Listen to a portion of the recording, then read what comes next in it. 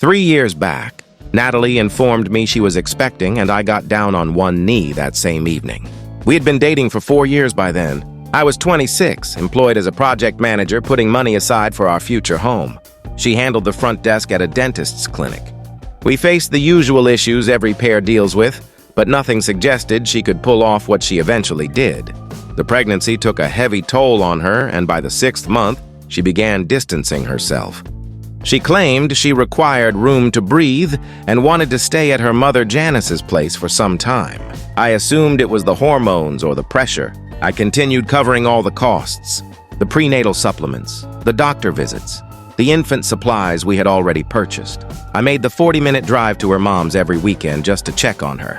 Janice was always chilly toward me. She had been that way from the start. She believed Natalie deserved someone superior.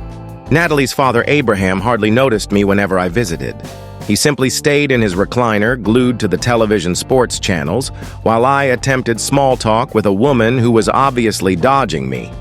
Then she quit replying to my messages. Soon after, my calls went directly to voicemail.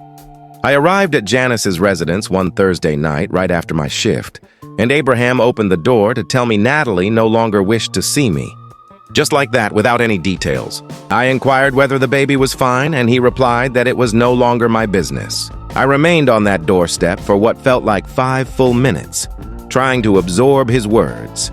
I dialed Natalie's number on the spot, and Abraham stood there observing while I heard it ringing from inside the house before someone quickly muted it.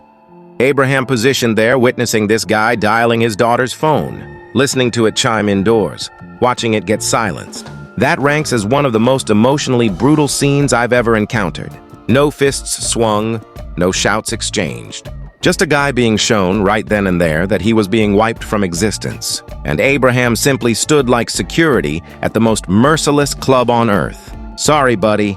Your name's off the guest list now. This entire household functioned like a single machine. Mom figured her daughter could aim higher. Dad played the quiet gatekeeper, and Natalie orchestrated everything from within the walls. This went beyond a simple split. It was a planned campaign, and my guy was still wondering if it might be the pregnancy hormones. Listen, hormones don't turn an entire family into a psychological assault squad. I learned the truth through my cousin Mila a couple of months afterward. She held a position at the county records office and spotted the birth certificate when it was submitted. My daughter entered the world on March 3rd. The father's name listed was Kieran Walsh. Not mine. Some fellow named Kieran Walsh, whom Natalie had apparently encountered at a bar just 3 weeks before she left. Let me make this crystal clear about what that implies. I attended every medical checkup for 6 months. I held her hair back during her nausea episodes. I put together the crib inside the apartment we shared, yet she placed another man's name on our daughter's official birth record. When Mila shared the news, I was parked in my vehicle at a store parking area outside a home improvement shop. I recall staring at my phone screen, reading her message that included a snapshot of the paperwork, and I simply grinned. Not because anything was amusing, because I finally saw the real picture. This revealed Natalie's true character. This exposed what her family truly represented, and I understood my exact position in all of it. I replied with a quick thanks for the heads up. Then I remained seated there for around 20 minutes, simply reflecting. No tears, no outbursts. Just processing what to do moving forward. See, this is the instant that divides people into categories. Most individuals would have raced straight to that house, created a huge disturbance, done something that could later be twisted against them in legal proceedings. But this guy stayed put in a store parking lot, smiled calmly, and began strategizing. And not strategizing about emotional healing. Strategizing like, all right, fresh details received, adjusting the plan. That grin wasn't joy. It marked the end of his former self and the birth of something far more formidable. Some individuals shatter when they reach their lowest point. Others discover their real strength. Natalie met this guy at a bar 3 weeks before she moved out. 3 weeks, which means she was already scouting for his replacement while he was still assembling nursery furniture. The boldness of having him construct the crib for the baby she intended to assign to someone else. That goes beyond simple betrayal. That's calculated theater. The initial step I took was phoning a family attorney on Monday. His name was Oscar, suggested by a colleague. Oscar explained I possessed rights if the child proved biologically mine, but confirming paternity would involve steps. He also noted that Natalie had essentially engaged in deception by naming someone else as the father when she knew otherwise. I asked for my choices and he outlined them. I noted every detail. Here's what most folks fail to grasp about my approach. I don't lash out right away when someone wounds me. I strategize. I've operated this way forever. As a boy, when my older sibling damaged my belongings, I never wept or struck back. I bided my time until I could strike in a manner that truly counted. That's my method. So for the last 3 years, I've been preparing. I earned 2 promotions. I purchased a home. I saved every record from the pregnancy, each receipt, every message, every snapshot. I retained proof of all the financial support I provided during our time together. I monitored Natalie and Kieran on social platforms through a secondary profile. I know their address, their workplaces, where their relatives reside. I know that Kieran's parents believe my daughter is biologically his. I know that Natalie informed everyone I had deserted her while pregnant. Why did she choose this path? From what I can tell, Kieran came from wealth. His parents ran 3 automobile dealerships. Natalie grew up without much. Her parents constantly faced money troubles. Janice in particular held grudges against anyone who echoed that earlier hardship. I represented that reminder. I stood for bank accounts, careful spending, and long-term goals. Kieran offered instant ease and his family's resources. Last week, Natalie's number appeared on my screen. After 3 years of silence, she reached out. I ignored the call. She tried again. Then she sent a message saying we needed to discuss Lily. Lily? That's my daughter's name. I've never held her. I've never heard her speak. I've seen precisely 4 images of her that Natalie shared openly before locking down her profiles. I had been anticipating this exact moment, not longing for it, not dreaming of it, simply waiting, because I knew at some point something would arise that would force her to turn to me again. I just couldn't predict the trigger. I still haven't replied to her text, but I retrieved the file I've maintained. 3 years of readiness. 3 years of constructing an existence deliberately aimed at dismantling hers when the opportunity arrived. Some readers may believe payback is toxic or that I should simply let go. And perhaps you're correct. But I've invested 3 years observing this woman raise my daughter alongside another man while claiming to everyone that I was a worthless parent who fled. She claimed my child and she claimed my good name. Letting go was never a choice.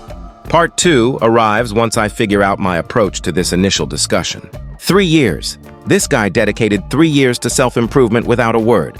Earned 2 promotions, purchased property, gathered every piece of evidence. While Natalie enjoyed her pretend storybook life funded by dealership wealth, believing she had escaped without trace, this guy assembled a dossier like a federal investigator. And here's what strikes me. Janice dismissed him because he symbolized that lifestyle. The lifestyle of careful planning and savings and extended timelines. You know what that lifestyle represents? Reliability? Accountability. But no. Janice wanted her daughter to advance socially, not choose wisely. And look where that led. A daughter who committed deception for access to car dealership wealth. The fruit didn't drop far from the branch. It landed straight into the branch's plot. And now, 3 years on, Natalie needs assistance.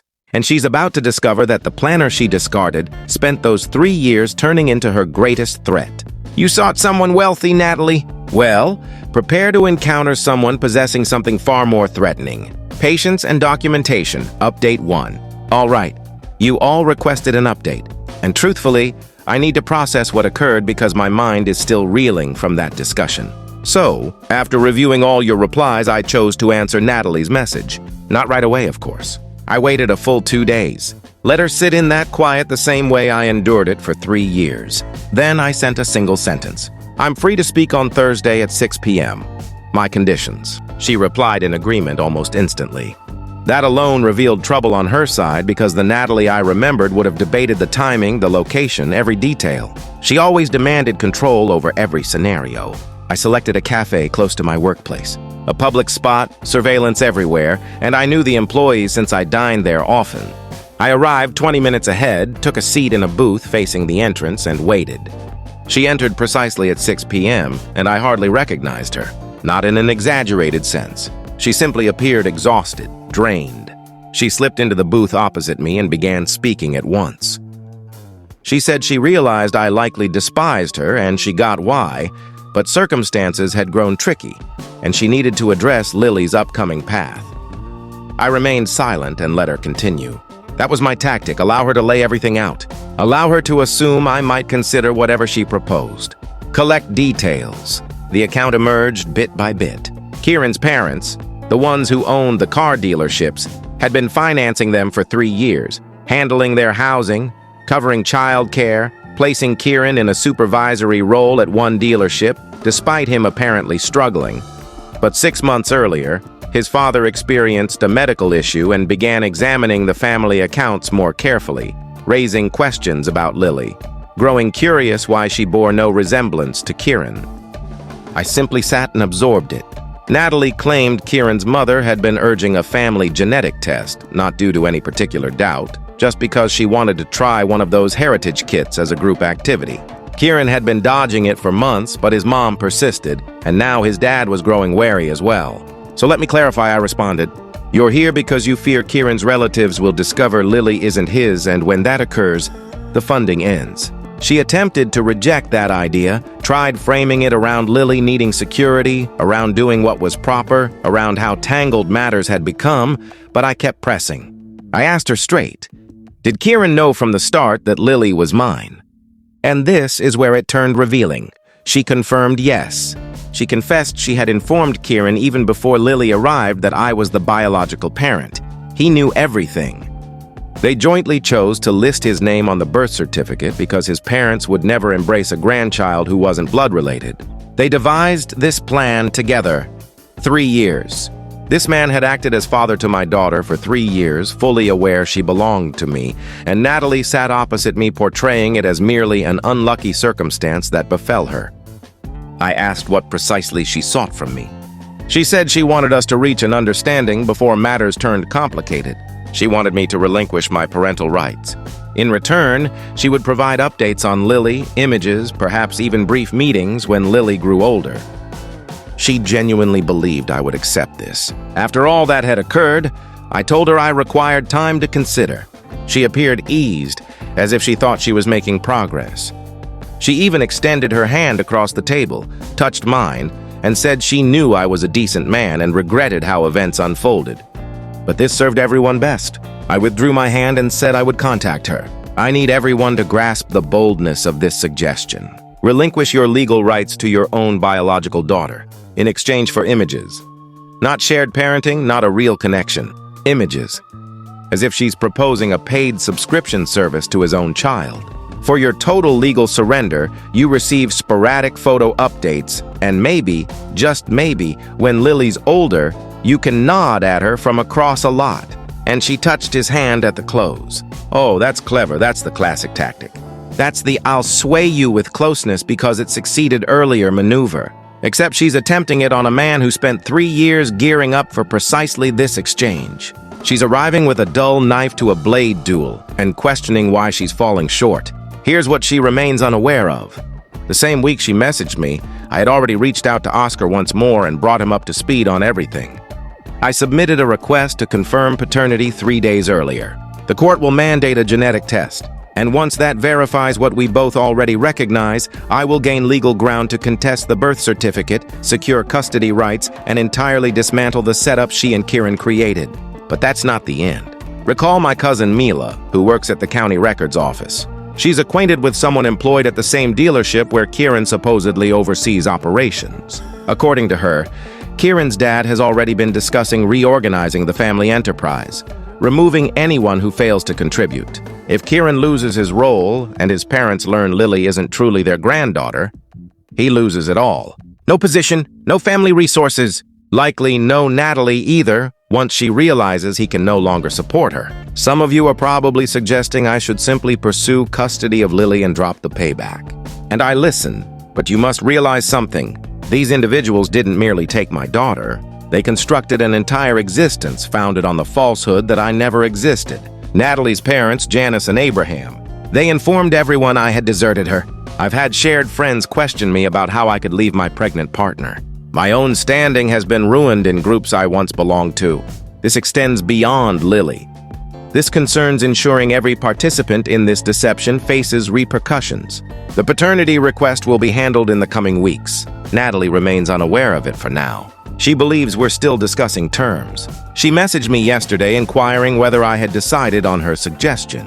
I replied that I was still weighing my choices. What she fails to see is that my decision was set long ago. I settled it 3 years earlier while sitting in that parking area studying my daughter's birth record with another man's name on it. Next update arrives when the genetic results return. Matters are about to intensify for all parties. He submitted the paternity request prior to the cafe meeting. She entered that discussion believing she was bargaining. She wasn't bargaining, she was revealing everything. Every statement she made, every confession regarding Kieran, knowing from the outset. Every detail about the plot. She supplied him with evidence while imagining she was striking a bargain.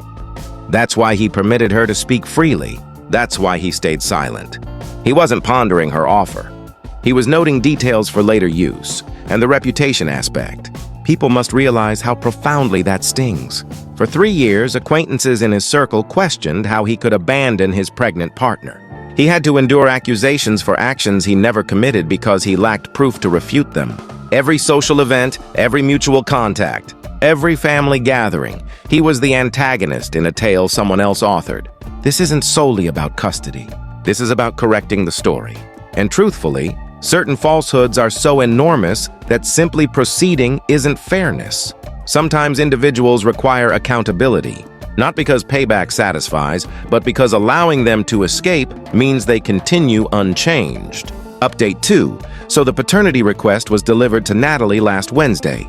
I wasn't present to witness it, but I can picture her expression when the server arrived at her residence. She texted me 17 times within 2 hours. It began with bewilderment, shifted to fury, then directly to warnings. She claimed I was wrecking everything. She claimed I had consented to ponder her suggestion, and this was disloyalty. She claimed Lily didn't require this turmoil in her existence, and I was acting self-centered. The final text stated she would resist this with all her power. I ignored everyone.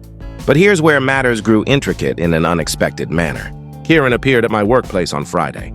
I was heading toward my vehicle in the parking structure after my shift, and there he stood, propped against a black Audi that clearly came from his father's dealership. First occasion I'd ever laid eyes on him face to face. Tall fellow, reasonably attractive, I suppose. Dressed in outfits that likely exceeded my monthly vehicle payment. He launched into speech right away. Said he wished to settle this personally before attorneys escalated further. Said he grasped my frustration. But I needed to consider Lily's best interests. Said he had served as her father for 3 years, and that connection held value even if biology indicated otherwise. I allowed him to complete his thoughts. Then I posed one question. Did it ever trouble you that you were raising another man's child while that man remained unaware his daughter even lived? He actually attempted to defend it. Said Natalie had informed him I was violent. That I possessed temper problems. That she feared revealing the pregnancy to me. Said he was safeguarding Lily by stepping in when I supposedly couldn't be relied upon. Natalie told him I was violent. She invented a complete backstory of aggression to persuade this guy that taking my daughter was actually a protective act.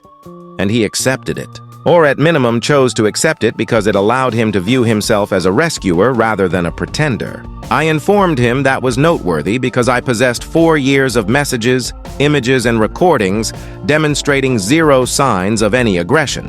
I informed him I also held receipts for every prenatal visit I drove Natalie to. Every item of baby furniture I acquired. Every financial contribution I made while she was expecting. I asked him if a violent man would handle all that and then simply vanish without protest. He had no reply. He merely repeated that Lily recognized him as her father, and tearing that away would harm her. He said I should reflect on what I truly desired here. I told him what I desired was my daughter, and then I entered my vehicle and departed, leaving him in that parking structure. Kieran truly arrived at a parking garage in his father's Audi, clad in his fancy attire, believing he could pressure someone. This man has been operating a loaned vehicle, holding a position his dad arranged, raising a child not his own, entirely sustained by family funds he never earned. And he arrives speaking of resolving matters person to person. With what exactly? What do you actually contribute to this talk besides boldness and a temporary lease? And the boldness to claim he was shielding Lily from an aggressive father? That's not merely a falsehood. That's a full-scale character demolition effort. Natalie didn't just claim this man's daughter. She beforehand ruined his standing with the substitute dad, ensuring he'd never doubt the setup. She constructed a fabricated tale as protection, and Kieran opted to accept it because it positioned him as noble instead of involved. Nobody enjoys admitting they're the antagonist, so they craft a narrative that casts them as the savior. I'm not claiming a child. I'm saving her, right, pal? That's why you drove over here in your father's car to plead with the actual father to disappear. But Kieran wasn't the sole one who chose to intervene. 2 days afterward, Janice arrived at my residence, Natalie's mother, the woman who barred the entrance when I sought my pregnant partner, the woman whose husband declared my child was not my affair. She stood on my front steps when I returned from shopping. I nearly failed to identify her initially because she appeared altered from my memory, older, somehow diminished. She began speaking before I even reached the door. She said she knew I was wounded and she comprehended why. She said she regretted how events unfolded, but I needed to recognize that she was merely attempting to safeguard her daughter. She said Natalie had been frightened and uncertain and committed some poor choices, but that didn't justify Lily's suffering. I asked her exactly when she began prioritizing Lily's welfare because, from my viewpoint, she assisted in concealing my daughter from me for 3 years. She became defensive quickly, said I was acting irrational, said I was permitting rage to obscure my thinking, said Natalie had described me as challenging and domineering during our time together. Same storyline, different deliverer. Evidently, Natalie had been sharing a version of events where I was the wrongdoer. I told Janice I had zero interest in debating this with her and requested she depart my premises. She persisted in speaking, kept seeking some perspective that might make me retreat. Eventually, she uttered something that made the entire situation clear. She said this would ruin Natalie's connection with Kieran's relatives. She said Kieran's mother had already phoned her inquiring about Lily's true father. She said if I proceeded, Natalie would lose it all. And there it was. Janice didn't concern herself with Lily. She didn't concern herself with fairness. She concerned herself with Natalie's link to Kieran's family resources. She witnessed her daughter's financial lifeline fading, and she was performing damage control. I told her that appeared to be Natalie's problem to solve. Then I entered the house and shut the door. Janice designed all of this. She had orchestrated the extended strategy since the beginning. Natalie Can Aim Higher was never about affection or compatibility. It concerned finances. She trained her daughter to treat relationships as deals, to regard men as suppliers to be exchanged for improved prospects. And now, as the plan unravels, she appears at this man's doorstep, pretending concern for Lily's welfare. She holds no regard for that child. She regards the fact that Natalie is nearing the loss of dealership funding. She regards that 3 years of plotting is about to explode. She literally voiced the unspoken truth. Natalie will lose it all. Not Lily will endure hardship. Not this will damage the family. Natalie will lose it all. The resources. That has always been the core. And she possessed the gall to label him irrational. The man whose child was taken. The man whose standing was shattered. The man who was informed his own daughter was not his affair. But sure, he's the irrational one. Janice should have remained on her own porch that day. Instead, she's positioned on his. Pleading for leniency she never extended to him. The court session for the genetic test was scheduled for this past Monday. Natalie, Kieran, Lily, and I all needed to attend. Oscar managed everything on my behalf. Natalie arrived with an attorney as well, some man in a costly outfit who kept murmuring to her throughout the session. The judge mandated the genetic test with no issues. Routine procedure for confirming paternity. What wasn't routine was Kieran's conduct during the proceedings. He kept interjecting with his own counsel, kept attempting to declare his position as Lily's father, kept demanding the court weigh the emotional effect on the child. The judge ultimately instructed him to stay silent or exit. I caught my first in-person glimpse of Lily during that session. 3 years old, with dark hair matching mine and the identical nose. She clutched Natalie's hand and scanned the courtroom with large eyes. She had no clue who I was. That proved the toughest element. Not the legal matters, not the confrontations. Observing my daughter gaze straight past me as if I were unknown. Because to her I was, the genetic results will arrive within 2 weeks. Once paternity is verified, Oscar states we proceed at once to revise the birth certificate and submit for custody. Natalie recognizes this is approaching and she's panicking. Her attorney is already discussing restricting my custody based on the reality that Lily shares no bond with me. as though that's my responsibility and not the direct outcome of their deception. But here's what none of them realize yet. I've been communicating with Kieran's father, not personally, but via a shared contact at my workplace. One of my colleagues purchased a vehicle from his dealership last year and retains the sales manager's information. I had him relay a note expressing worry about certain inconsistencies in the family enterprise management. Nothing detailed, just sufficient to prompt Kieran's dad to examine his son's performance more closely. If Kieran forfeits his parents' confidence and gets revealed as a deceiver who knowingly claimed another man's child, his entire world crumbles. And Natalie falls alongside him. Some of you may feel I'm exceeding bounds, but I've invested 3 years being labeled a worthless parent by people who swallowed Natalie's falsehoods. I've invested 3 years aware my daughter existed out there being raised by a man who knew she wasn't his. I've invested 3 years strategizing for precisely this instant. The genetic results return next week. Then the genuine repercussions commence. Lily shares no bond with me, as though that's my responsibility. That statement right there. That forms their entire argument. They're literally employing the outcomes of their own deception as a shield against him. Your Honor, he doesn't know his daughter because we ensured he couldn't, so obviously he shouldn't receive custody. The sheer nerve of turning the issue they manufactured into a defense, and Kieran interrupting his own attorney, addressing the judge. That man is in full panic. He senses everything escaping his grasp. 3 years of pretending family with someone else's child. 3 years of acting as someone he wasn't. And now truth is arriving at the pace of a court directive, and glimpsing Lily for the first time.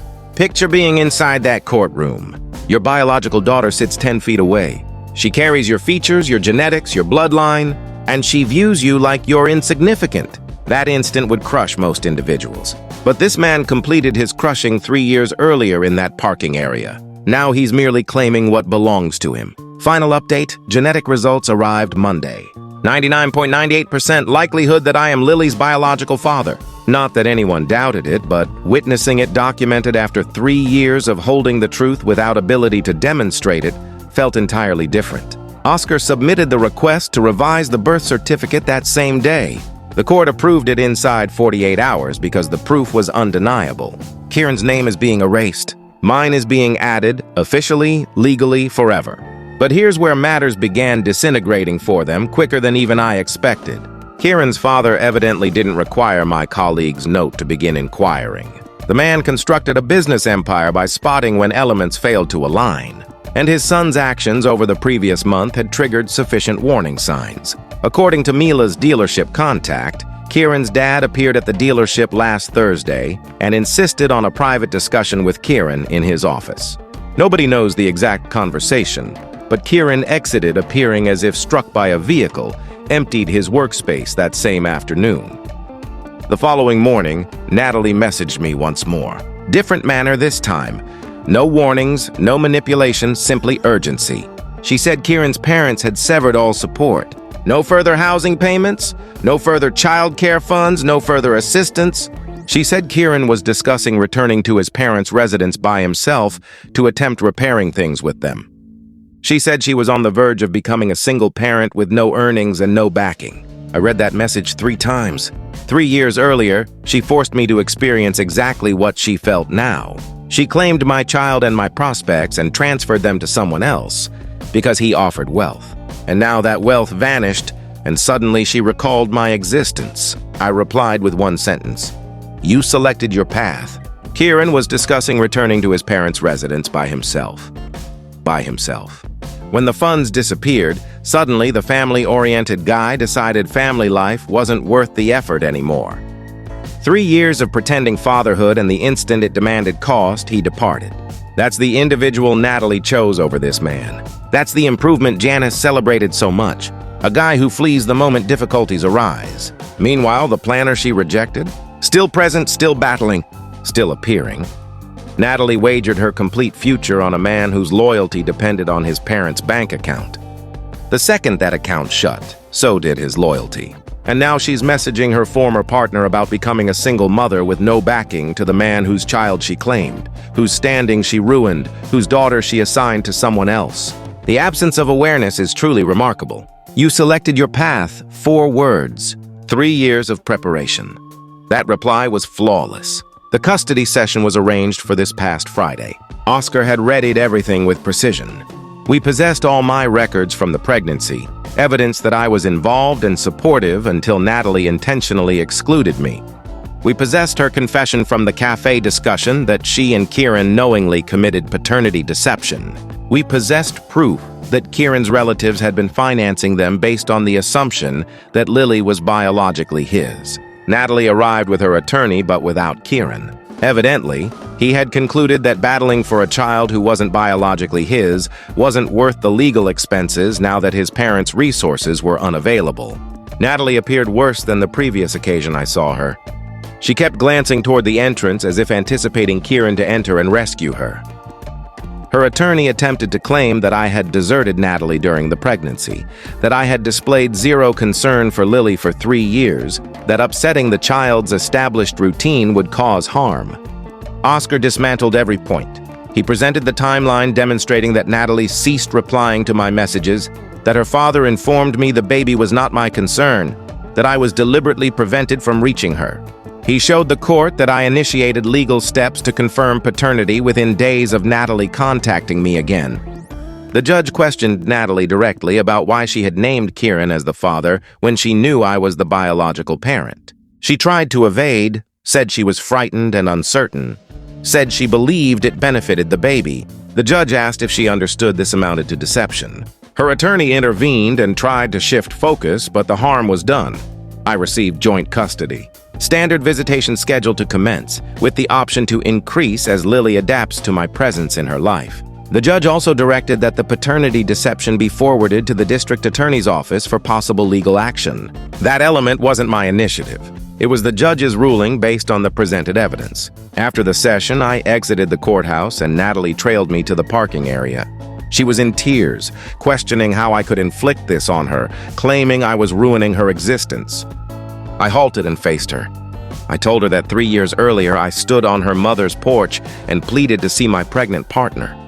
I told her I endured 3 years being labeled a worthless parent by people who trusted her falsehoods. I told her I observed my daughter mature through images posted by a man who knew he wasn't her father. I told her she had no right to portray herself as the injured party now that her plan collapsed. She continued attempting to justify herself, said she was youthful and afraid, said Kieran assured her stability, said her parents influenced her into that decision.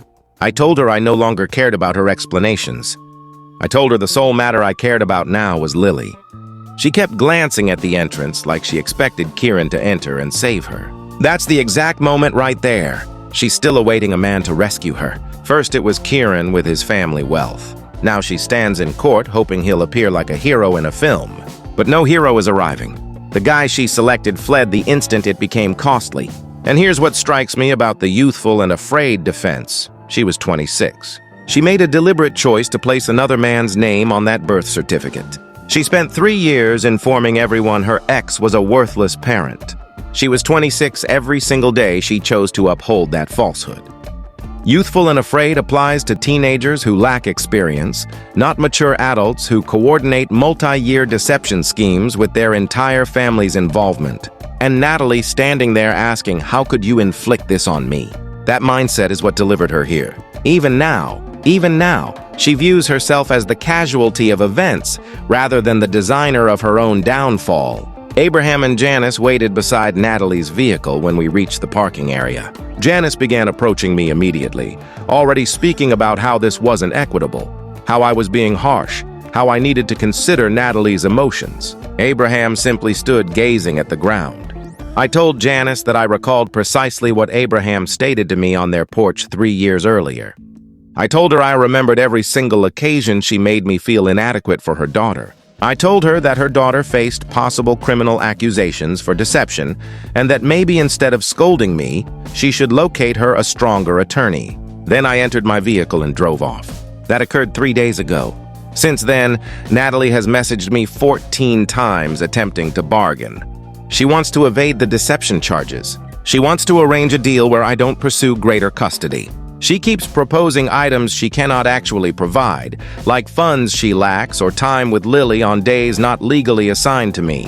I haven't replied to any of it. Oscar now manages all contact through proper channels. Lily begins her first overnight stay with me this upcoming weekend.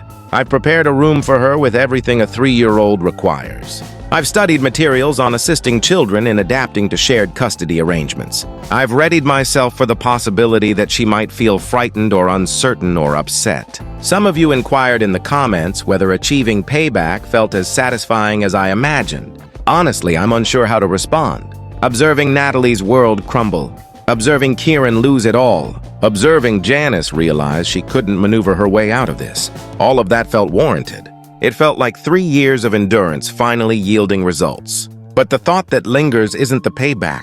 It's the reality that I'm going to encounter my daughter genuinely this weekend. Not inside a courtroom, not via snapshots. Actually spend time with her, learn about her, begin forming the connection I should have possessed from the start. When I saw her name on that birth certificate 3 years ago with Kieran listed as her father, I smiled and said fine, because I knew this moment would arrive eventually. I didn't know the timing or method, but I knew I would reach it. Now I'm here, and it's time to become a father.